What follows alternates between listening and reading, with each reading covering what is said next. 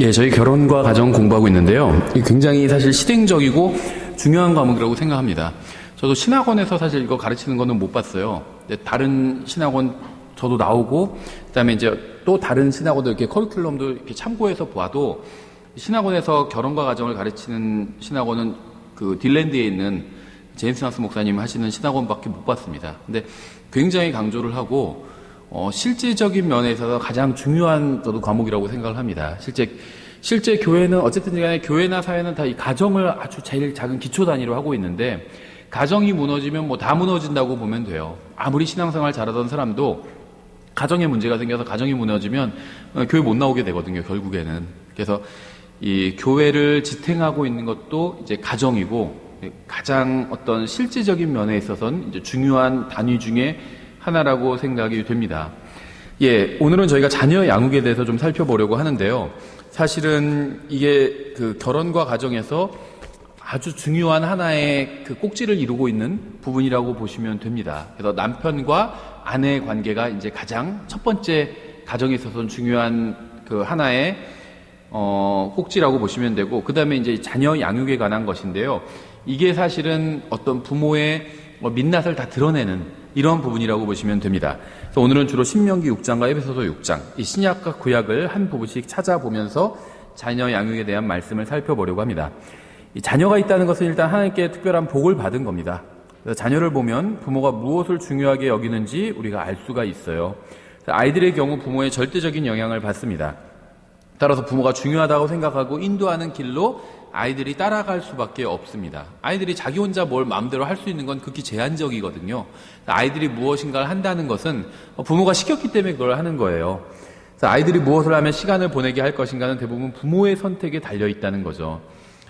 하나님께서 존재하신다는 사실을 믿는다면, 그리고 정말 어느 날이 되면 믿지 않는 사람들은 모두 큰인왕자 심판석 앞에 서게 돼서 심판을 받고, 믿는 사람들은 모두 그리스도의 심판석 앞에 서서 심판을 진짜로 받는다고 믿는다면, 하나님께서 우리의 자녀들에게 무엇을 물어보실지 알아야 됩니다. 정말 심판이 있다고 믿는다면 우리는 그 심판석 앞에 서서 하나님께 회개 보고를 하게 되잖아요. 우리만 하는 것이 아니라 우리의 자녀들도 심판대 앞에 서서 회개 보고를 하게 된다는 거죠. 하나님께서는요, 확실한 건 뭐냐면요, 우리의 자녀들에게 뭐 지리에 관해서 묻지는 않으실 거예요.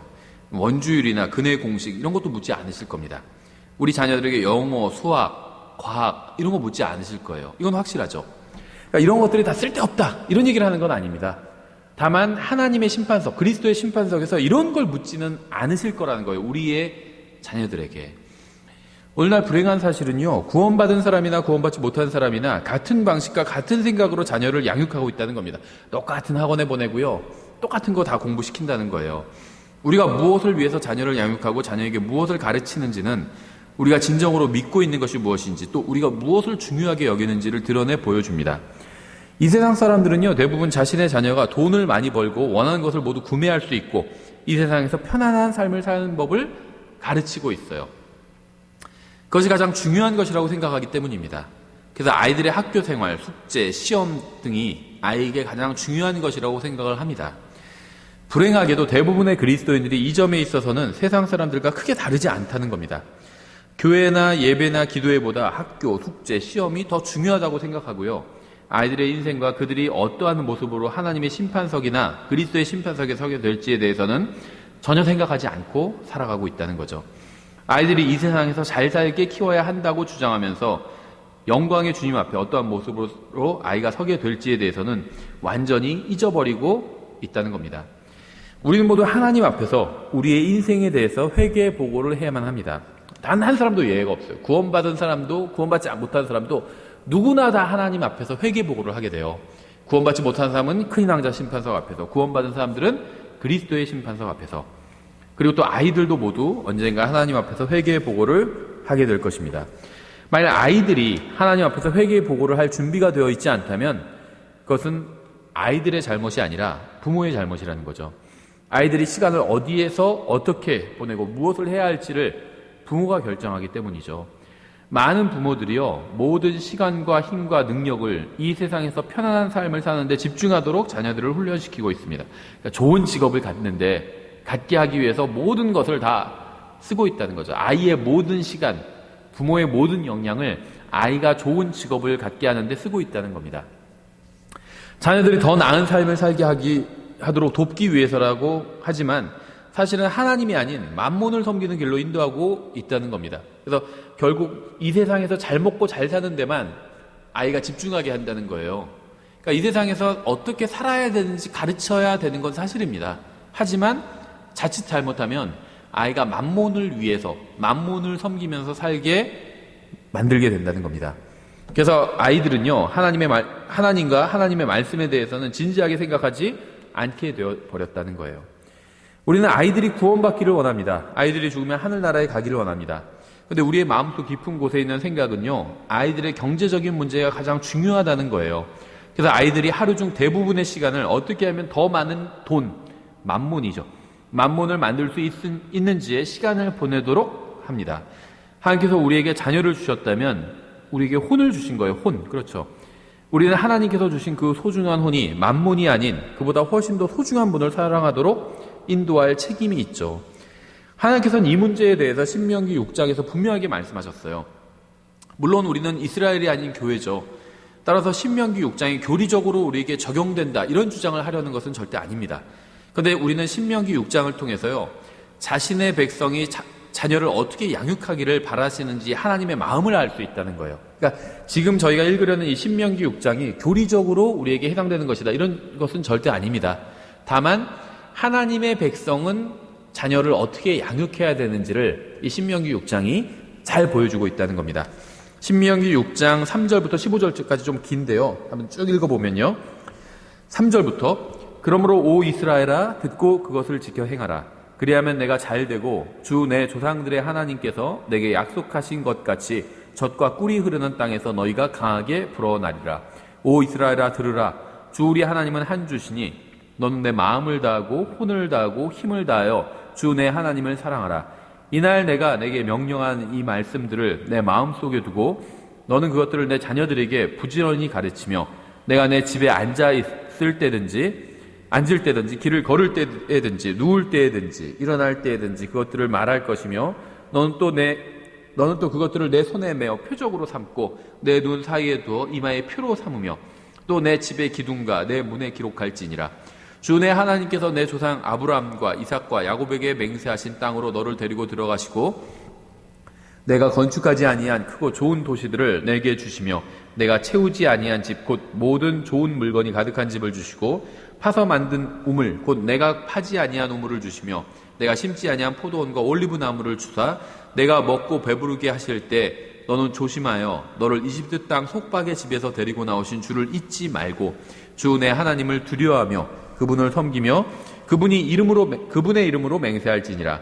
너희는 다른 신들 곧 너희 사방에 있는 백성의 신들을 따르지 말라. 너희 가운데 계신 주 내 하나님은 질투하시는 하나님이시니 주 내 하나님의 분노가 너를 향해 타올라 너를 지면에서 끊어 멸하실까 염려하노라. 제가 방금 읽은 이 말씀이 진리라면 사람은 크고 좋은 도시에 살면서도요, 주님을 기쁘시게 하지 않을 수도 있습니다.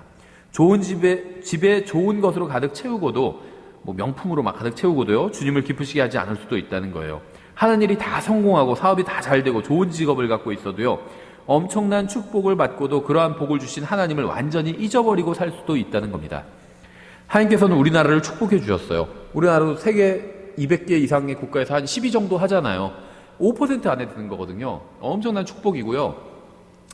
그러니까 내가 재산이 이제 있고 빚도 있잖아요. 그러니까 빚을 다 청산하고 남은 재산이 10억 이상이면요, 세계에서 1% 안에 들어간대요. 1%. 근데 한국에는 많이 들어가죠. 1% 안에 들어가는 사람도 많고요. 1%가 아니라 10%로 확대하면요, 한국 사람들 많이 들어갑니다. 10% 안에. 정말 많이 들어가요. 우리나라 사람들 많이 축복을 받았다는 거죠. 근데 우리나라 사람들은요, 엄청난 축복을 받고도 그 복을 주신 하나님을 완전히 잊어버리고 있습니다. 우리는 이전 시대에는 결코 타본 적이 없는 자동차를 가지고 있어요. 아무리 내 차가 소위 말하는 똥차래도 100년 전에는요, 왕도 못 타던 거예요. 그것도. 그렇죠? 왕이 타던 가마보다 제 차가 훨씬 좋아요. 그렇죠. 그러니까 지금 이 현대인들은요, 인류 역사가 6,000년이라면 5,970년 동안 누려보지 못한 것을 지금 근래에 이걸 누리고 있다는 거예요. 6,000년 가까이 누려보지 못한 것을 지금 현재 살고 있는 사람들은 누리면서 산다는 겁니다. 왕이 누리던 것보다, 과거에 왕이 누리던 것보다 훨씬 좋은 거를 평범한 사람이 누리면서 살고 있다는 거예요. 그렇죠. 우리는 이전 시대는 살아본 적이 없는 집에서 살고 있어요. 우리는 지금 화장실 얼마나 편해요. 그렇죠. 대변 보고 소변 보고 금방 치울 수, 버튼 하나만 누르면 쫙 들어가고 다 치우잖아요. 왕도 그렇게 못했어요, 이전에는. 그렇죠. 이전 시대에 결코 맛보지 못한 좋은 음식과 좋은 옷과 그 밖에 편리한 것들을 가지고 있습니다. 근데 이렇게 엄청난 복을 받은 나라에서 태어난 아이들이 성장하면서 완전히 하나님을 모르는 이교도가 되어버리고 있어요. 마치 하나님에 대해 한 번도 들어보지 못한 미전도 종족같이 되어버렸어요. 지금 이교도라고 하면요, 무슨 뭐 아프리카 어디가 아니라요. 아프리카도 에도 이교도가 있고요. 뉴욕에도 있고요. 대한민국 서울에도 이교도가 있어요. 하나님을 모르는 사람이 이교도예요. 하나님의 말씀을 모르는 사람이 이교도입니다. 무슨 속옷만 입고 돌아다니고, 무슨 가죽으로 된 속옷만 입고 돌아다니고, 무슨 창 들고 다니고, 이런 게 이교도가 아니라요. 고급 자동차 타고 다니고, 스타벅스에서 커피를 마셔도 하나님을 모르면 그게 이교도입니다. 그러니까 대한민국은요, 지금 거의 다 이교도화 돼버렸어요. 하나님 아는 사람 많은데 성경의 하나님이 아니잖아요. 자기가 만들어낸 하나님이에요. 자기가 만들어내서 도깨비 방망이 같은 하나님 믿고 있잖아요. 그건 하나님이 아니에요. 성경의 하나님이 아니에요. 아프리카에만 이교도가 있는 게 아니라 뉴욕에도 있고요. 대한민국 서울에도 있고요. 여기 용인에도 있겠죠. 예, 아이들이 다 이교도화 돼버렸습니다. 마치 성경도 없는 민족처럼 되어버린 거예요. 성경이 있어도 읽지 않잖아요. 그럼 성경 없는 거나 마찬가지거든요. 그렇잖아요. 성경이 없어요. 그래서 성경을 읽을 수가 없어요. 읽지 않아요. 그것과 성경을 읽는데 성경을 읽지 않아요. 차이가 없다는 거예요. 그렇죠. 다 이교도라는 겁니다. 아이들이 유치원과 초등학교, 중고등학교, 대학교에서 다니면서 또 이걸 마치면서 예수 그리스도를 모르는 사람으로 성장해 가고 있어요. 완전히 이교도로 성장해 버리는 겁니다. 원하면 언제든지 하나님을 알 수 있는 나라에 살고 있으면서 인터넷 치면 다 알 수 있어요. 그렇죠. 원하면 인터넷 검색만 해도요, 하나님 알 수 있어요. 근데 안 한다는 거죠, 검색을. 한 번도, 그러니까 원하면 언제든지 하나님을 알 수 있는 나라에서 살고 있으면서도요, 한 번도 선교사가 들어가 본 적이 없는 지역에 사는 아이들처럼 되어버렸다는 겁니다. 왜 이러한 일들이 벌어진 것일까요? 아이들은 마음이 하나님의 말씀으로 가득 차서 하나님을 사랑하는 사람으로 성장할 수도 있고요. 가수나 영화배우나 운동선수들로 마음이 가득 차서 세상을 사랑하는 사람으로 성장할 수도 있습니다. 근데 이것은요, 아이들이 선택하는 게 아니라는 거예요. 어머니와 아버지와 할아버지와 할머니가 선택하는 겁니다. 할아버지 할머니도 아이들 키우잖아요. 요즘 부모님이 바쁘면. 그렇죠. 그게 잘못됐다 막 정죄만 할 수는 없어요. 그렇죠. 맞벌이에 살 수밖에 없고, 그러면 할아버지 할머니한테 아이를 맡기는 경우도 있잖아요. 어쩔 수 없이. 그러니까 아이들이 하나님을 모르는 아이로 성장하는 건 첫째는 부모 책임이죠. 그 다음에 또 할아버지 할머니도 책임이 있다는 거예요. 디모데 같은 경우에 좋은 어머니, 아버지는 나오지도 않아요. 그렇죠. 좋은 어머니와 좋은 할머니가 있었잖아요. 그 어머니와 할머니 덕에 하나님을 아는 아이로 성장할 수 있었죠. 그러니까 아이가 하나님을 모르는 아이로 성장하는 건요, 아빠, 엄마 책임이고 할아버지, 할머니 책임이라는 거예요. 아이들은 성경을 배우면서 성장할 수도 있습니다. 하나님의 말씀을 암송하며 성장할 수도 있어요. 근데 이것은요, 아이들이 선택한 게 아니라는 거예요. 부모가 선택한 겁니다. 부모가. 우리 애는 하나님을 믿지 않아요. 부모가 그걸 선택했기 때문이에요. 하나님 말씀 가르치지 않고 영어, 수학 이런 것만 가르친 거잖아요. 영어, 수학을 가르치지 말라는 게 아닙니다. 가르쳐야 돼요. 알아야 되고. 근데 그것만 가르친 게 문제라는 거죠. 그러니까 다른 거를 모르는 거죠. 더 중요한 걸 모르는 거죠.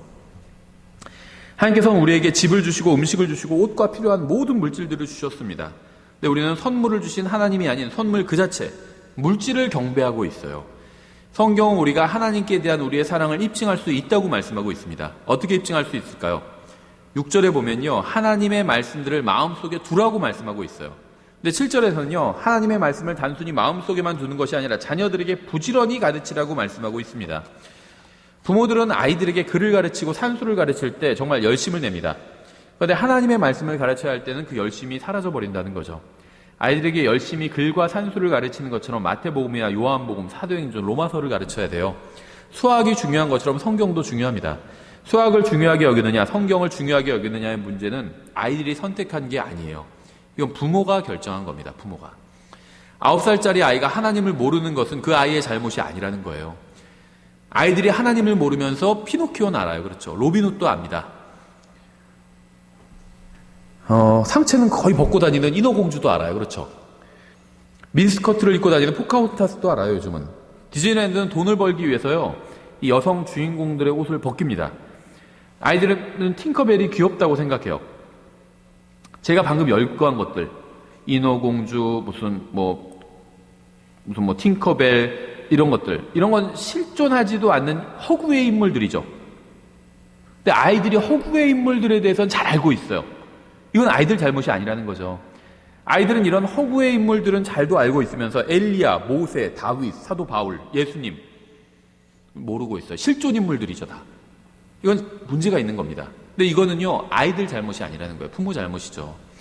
문제는 구원받은 부모들도 구원받지 못한 부모들과 같은 것을 선택한다는 거죠. 구원받은 부모들도 이 세상 친구들과 잘 어울리고 사회생활을 제대로 하기 위해서 세상의 것도 알아야 한다는 명목 아래 쓰레기 같은 세상의 것들로 아이들의 마음을 채워버리고 있다는 겁니다. 균형을 잡는다는 명목으로 아이들의 마음속을 세상의 것들로 가득 채워버리는 거예요. 하나님께서는 인간에게 필요한 모든 것을 성경에 기록해 두셨습니다. 그런데 수많은 구원받은 부모들이 자녀 교육에 대해서는 하나님의 말씀보다 그리스도를 거부하고 하나님의 말씀을 무시하는 사람들이 만들어낸 세상의 교육 철학에 귀를 기울인다는 겁니다. 신명기 6장 7절 이렇게 되어 있죠. 너는 그것들을 내 자녀들에게 부지런히 가르치며 내가 집에 앉아 있을 때든지 길을 걸을 때든지 누울 때든지 일어날 때든지 그것들을 말할 것이며. 아이들과 드라마를 함께 보고요, 운동 경기를 보고요, 또 뉴스를 함께 봅니다. 이런 것들을 보는 게 죄라고 말하는 게 아니에요. 드라마 아이들과 함께 보면 죄다, 뉴스 보면 죄다, 운동 경기 보면 죄다, 이런 얘기를 하는 게 아닙니다. 문제는요, 하나님께서 하라고 하신 영원히 의미 있는 일을 하지 않으면서 거의 의미 없는 것들을 하느라 귀한 시간을 낭비하고 있다는 거예요. 아이들과 함께 드라마 보는 게 죄는 아니죠. 근데 그게 큰 의미는 없다는 거예요. 근데 하나님 말씀 가르쳐 주는 건 의미가 있다는 거죠. 우리가 살펴본 신명기 6장의 말씀은 조건적인 게 아니죠. 이 말씀대로 하면 복을 주시겠다는 게 아닙니다. 이것은 이미 하나님께로부터 축복을 받은 사람들에게 하시는 말씀이에요. 하나님께서 우리가 살 집과 입을 옷과 먹을 음식을 이미 주셨습니다. 주님께서 하시는 말씀은 이미 이러한 것들을 다 주었으니까 자녀들을 바르게 양육하라는 거예요. 그래서 아이들이 주님을 모르는 가나안 민족의 아이들처럼 되지 않도록 하라는 겁니다. 그렇죠?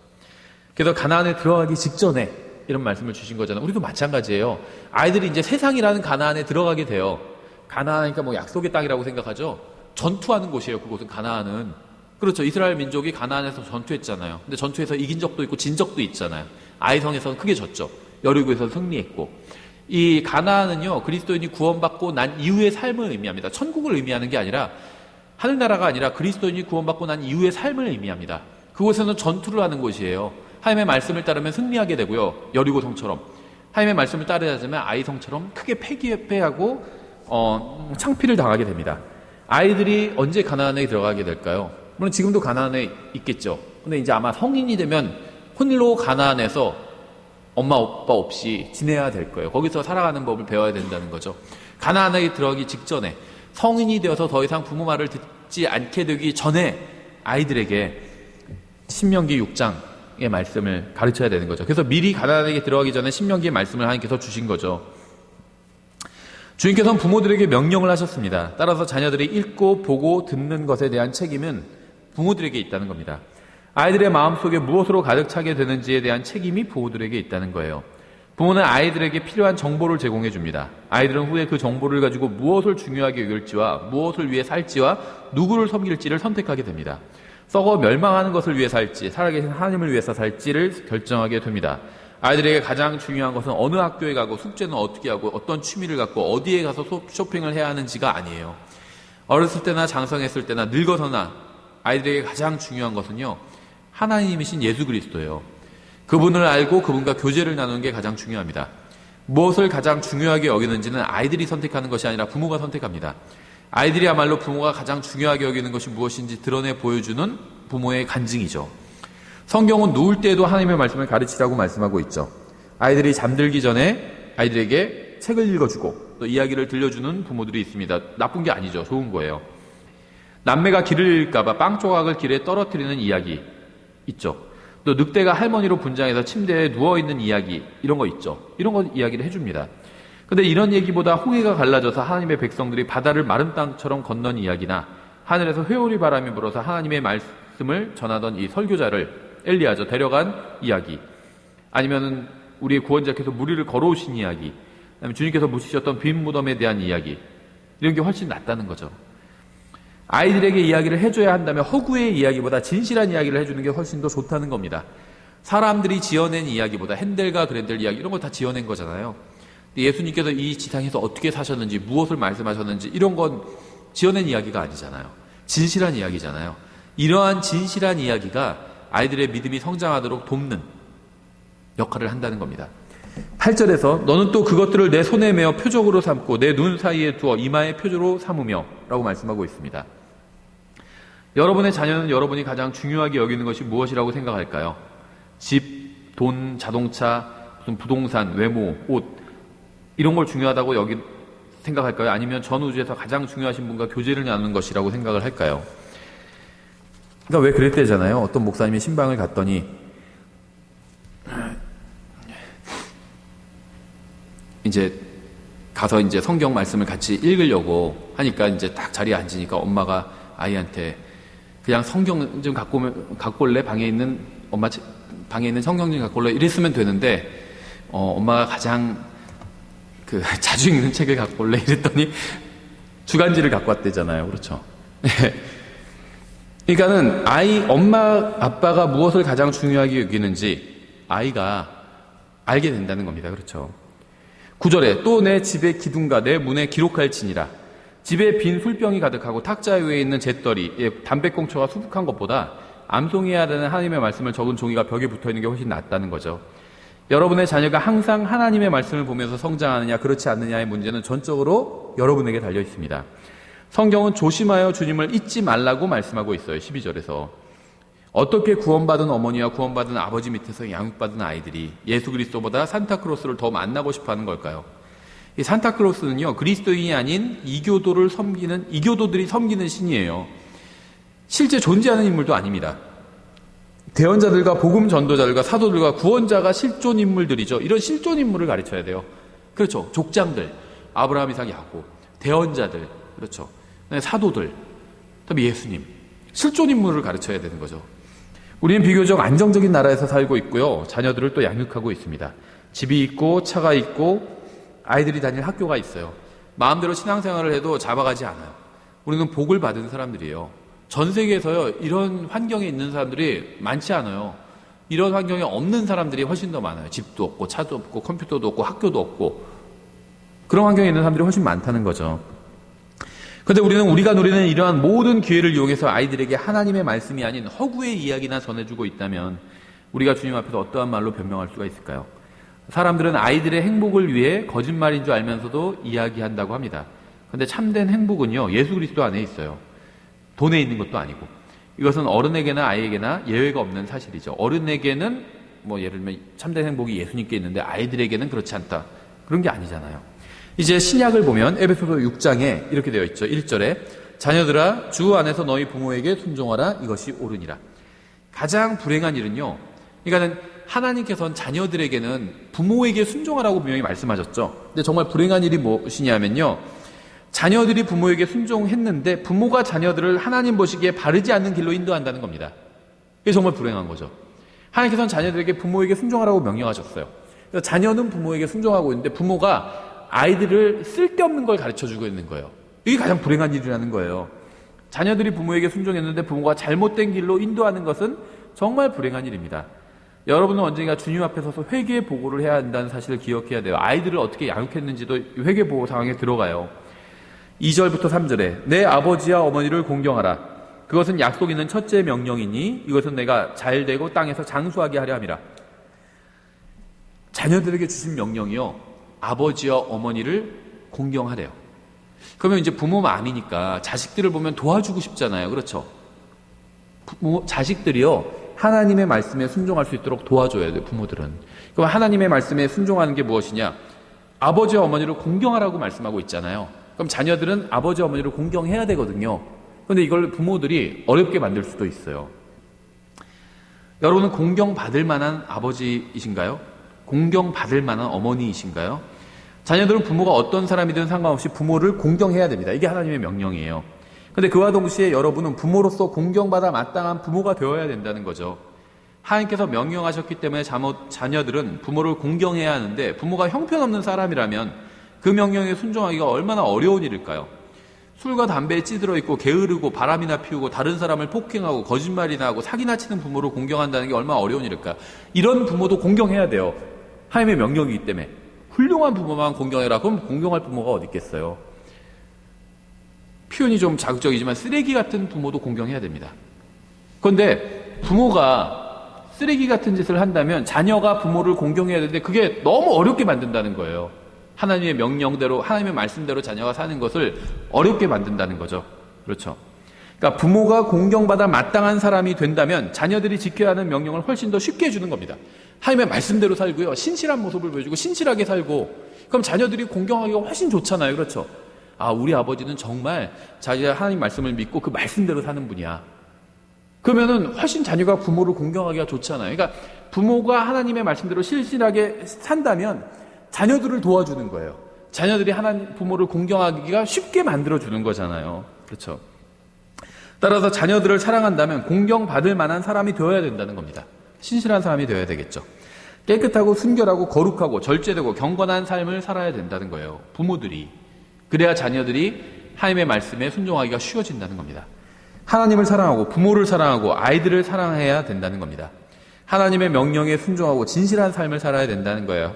그래서 여러분의 자녀들이 진정한 마음으로 부모를 공경하는 축복을 누리게 해줘야 된다는 겁니다. 그러니까 이 부모를 공경하라는 명령이요, 어떤 아이들에게는 너무나도 쉬운 명령일 수가 있고요, 어떤 아이들에게는 너무나도 어려운 명령일 수 있다는 거예요. 어머니와 아버지가 형편없게 살면요, 그 부모를 공경하기가 아이들도 어렵다는 거죠. 아이들이 하나님의 말씀을 대로 사는 걸 방해한다는 거예요. 부모가 엉터리로 살면. 근데 부모가 하나님 말씀대로 신실하게 살면요, 부모를 공경하기가 쉬워요. 그렇죠. 우리도 신실하게 사는 분 공경하기가 쉽잖아요. 어떤 분이 있는데 굉장히 신실한 분이 있어요. 그럼 그분을 존경하고 공경하기가 너무 쉽죠. 아이들도 똑같다는 겁니다. 그러니까 우리가 부모가 신실하게 사는 게 아이들을 도와주는 일이라는 거예요. 그렇죠. 4절에 또 너희 아버지들아 너희 자녀들을 노엽게 하지 말고 오직 세상의 교육과 훈계로 양육하라. 이렇게 되어 있지 않죠. 또 너희 아버지들아 너희 자녀들을 노엽게 하지 말고 오직 주의 교육과 훈계로 양육하라.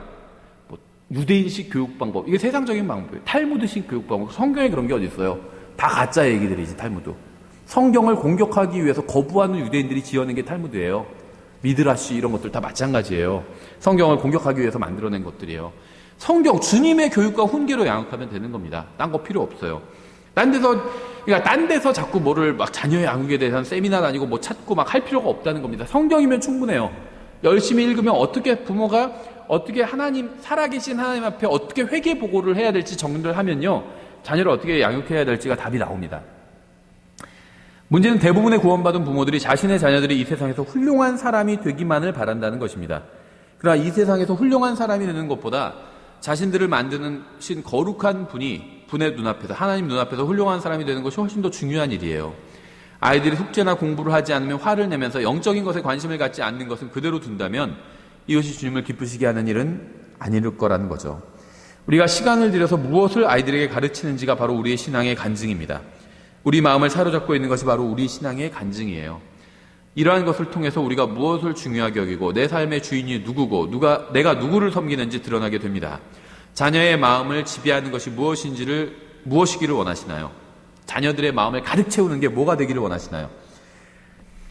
자녀의 마음이 돈과 성공과 물질과 이 세상에서의 번영에 대한 열망으로만 가득 차기를 원하시나요? 아니면 이것들보다 훨씬 더 가치 있고 영원한 것과 참되고 진실하시고 우리를 위해서 자신의 목숨을 내어주신 분으로 자녀들의 마음이 가득 차기를 원하시나요? 만약 우리 자녀들이 어떻게 하나님의 말씀에서 보화를 찾는지 배우고 어떻게 기도하는지 배우고 어떻게 다른 사람을 예수님께로 인도하는지 배우고 어떻게 영원한 소망을 사는지 배운다면, 또 어떻게 주님의 명령에 순종하면서 사는지 배운다면 이 세상과 오는 세상을 위해서 가장 필요한, 가장 중요한 것을 배운 겁니다. 성경은요, 또 너희 아버지라 너희 자녀들을 노엽게 하지 말고 오직 주의 교육과 훈계로 양육하라고 말씀하고 있어요.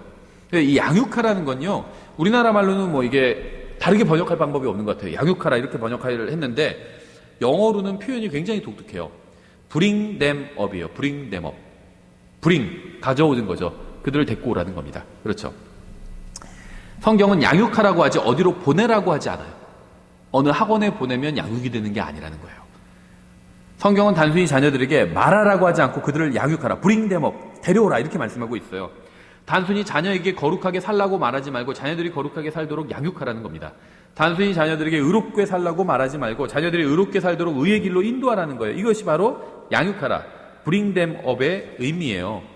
성경에서 말씀하시는 양육은요, 단순하게 말로 이루어지는 게 아니라는 거죠.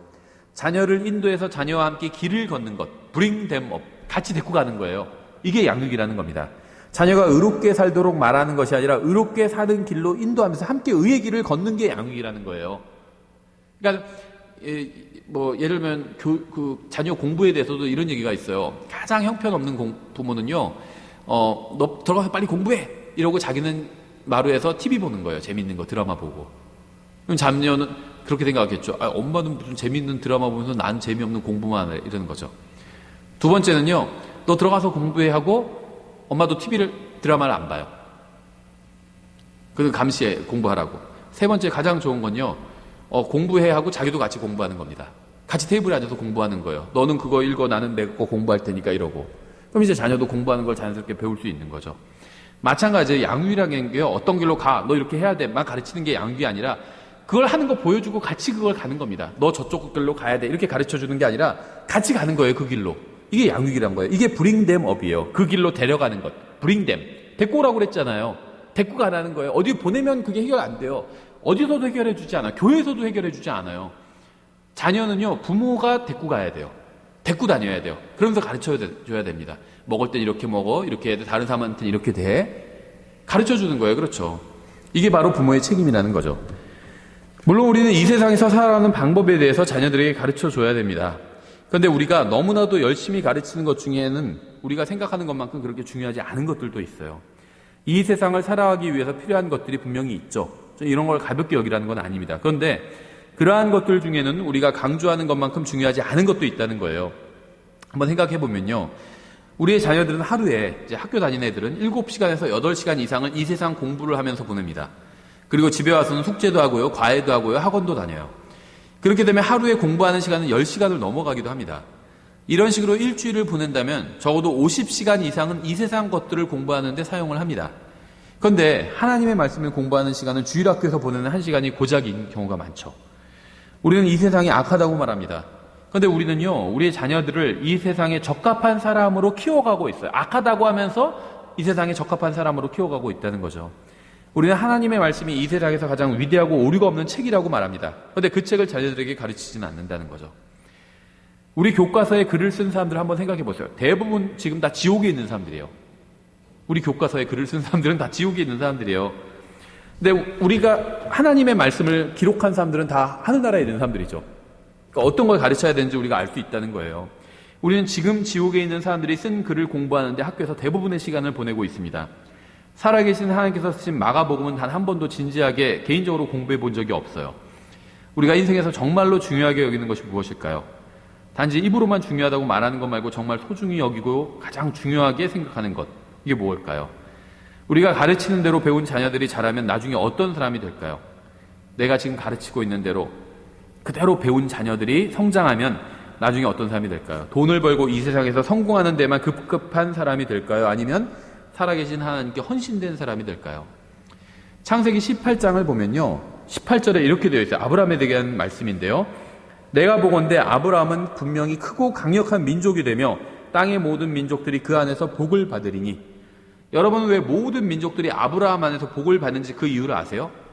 다음 절에 답이 나와 있어요. 이는 내가 그를 알기 때문이라. 하나님께서 아브라함 아신대요.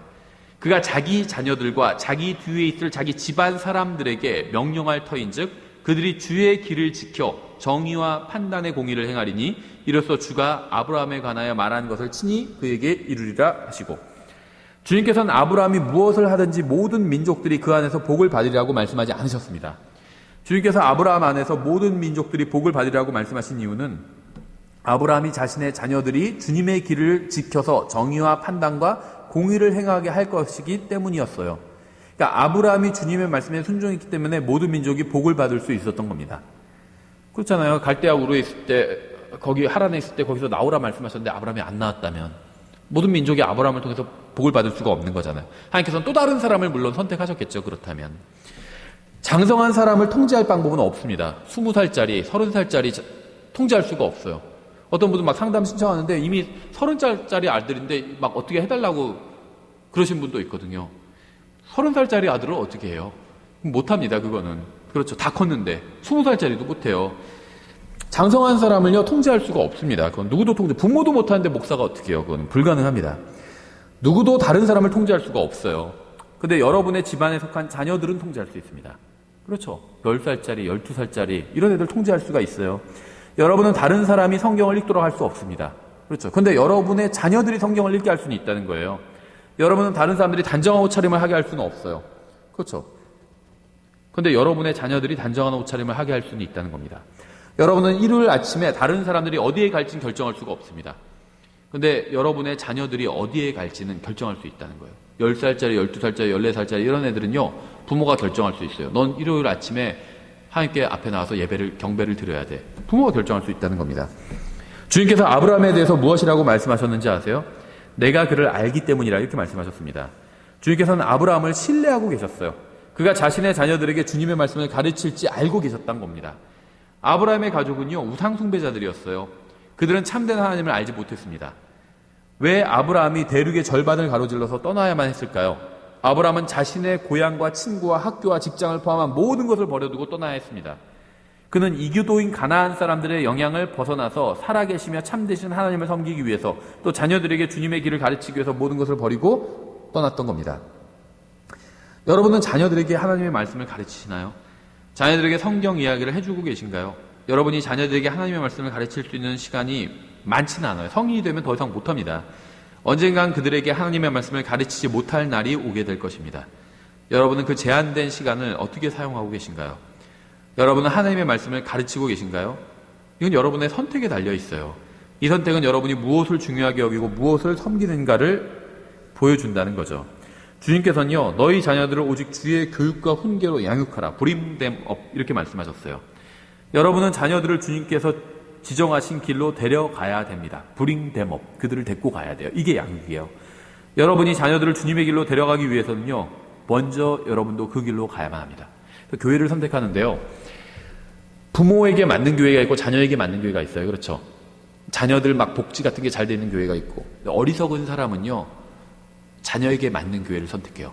현명한 사람은 부모에게 맞는 교회를 선택합니다. 부모가 먼저 하나님 앞에 바로 서고 나서 자녀를 세워줘야 되거든요. 자녀는요, 교회에서 세워줄 수가 없어요. 교회에게 그런 명령을 주신 적도 없어요. 주일학교 선생님도 못하고 목사님도 못해요. 부모만 할 수가 있어요. 그래서 부모가 먼저 하나님께 바로 서는 게 중요합니다. 바르게 서는 게 중요해요. 그래서 부모가 바로 설 수 있는 교회를 선택해야 돼요. 자기가 바로 서고 나서 자녀들을 바로 서도록 도와주는 겁니다. 비행기도 위급 상황에 그러잖아요. 막 비행기가 위급 상황이면 그 산소호흡기 같은 게 떨어지잖아요. 위에서 딱 자동으로. 그럼 뭐라고 광고하는지 아시죠? 부모가 먼저 착용해야 돼요. 보호자가. 그리고 자녀를 착용시켜 주거든요. 그게 항상 바른 순서예요. 내가 먼저 하나님 앞에서 바로 서고 그 다음에 이 사람을 도와줄 수 있는 거예요. 옆에 사람을.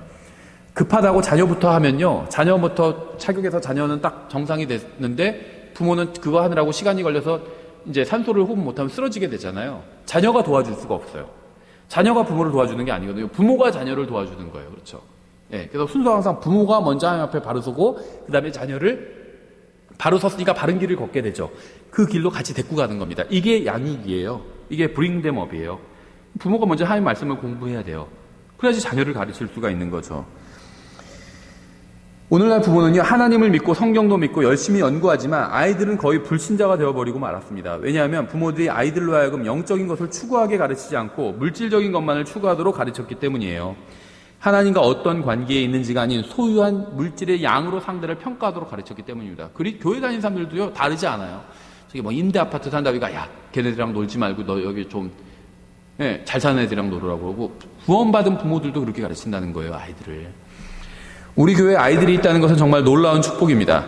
성경대로 가르치는 목사, 성경대로 가르치는 주일학교 교사로든 아이들이 일주일 동안 하나님의 말씀 안에 거하도록 하는 것이 불가능해요. 여러분의 자녀는 여러분이 양육해야 됩니다. 여러분이 인도해야 되고 지도해야 돼요. 여러분의 자녀의 마음과 생각에 진리를 채워줘야 될 책임이 있는 사람은 여러분이기 때문입니다. 지금 우리나라에 절실하게 필요한 것은요, 경제가 회복하는 게 아닙니다. 영적으로 깨어나는 거예요. 이게 필요해요. 정권 교체가 아니라 영적으로 깨어나는 일이 필요합니다.